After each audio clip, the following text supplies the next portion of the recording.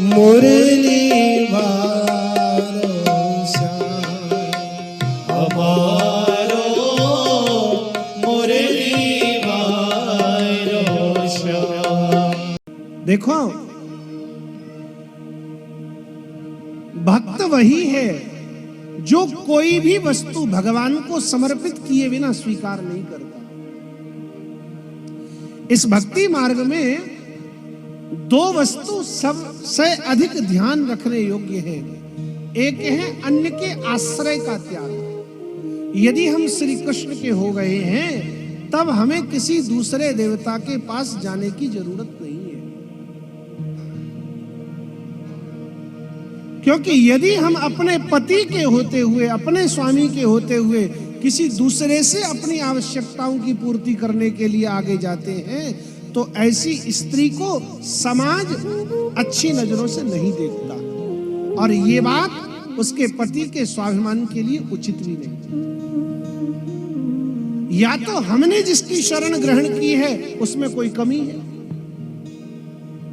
और यदि वो सर्वसमर्थ है, यदि वो जगत का स्वामी है, यदि वो चतुर्दश भुवनाधिपति है, तो ऐसी कौन सी हमारी जीवन की आवश्यकता है जिसे श्री कृष्ण पूरा नहीं कर सकते, जो हम उन्हें छोड़ करके किसी दूसरे के पास हो जाते हैं। इसलिए भक्ति मार्ग में अन्याश्रय को सबसे बड़ा दोष माना है।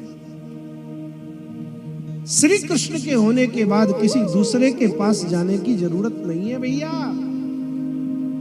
ये सर्वसमर्थ हैं, कर्तुम अकर्तुम अन्यथा कर्तुम समर्थ हैं। और दूसरी वस्तु है असमर्पित वस्तु का त्याग। असमर्पित वस्तु अर्थात जो वस्तु भगवान को समर्पित नहीं की जा सकती, वैष्णव भक्त कभी उसका स्वीकार नहीं करता। इसलिए जो भी वस्तु भगवान के प्रयोग में आ सकती है उसी वस्तु का ग्रहण करता है। ऐसी न खाने वाली कोई वस्तु वैष्णव नहीं खाता जो भगवान को समर्पित नहीं हो सकती। इसलिए कथा सुनने के बाद अपने जीवन में ये नियम बनाओ कि मैं बाजार से कोई भी वस्तु सीधे खरीद करके उसका उपभोग नहीं करूंगा, चाहे वस्त्र हो, चाहे आभूषण हो,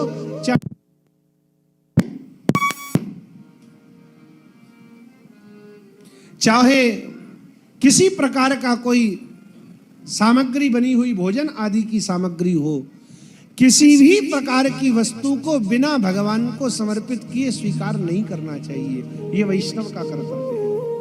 आप नई साड़ी लाइए, नए कपड़े लाइए, नए आभूषण लाइए, सबसे पहले अपने घर में विराजमान जो ठाकुर जी हैं, एक बार उन वस्त्रों को, उन आभूषणों को, उन सब वस्तुओं को भगवान को समर्पित कीजिए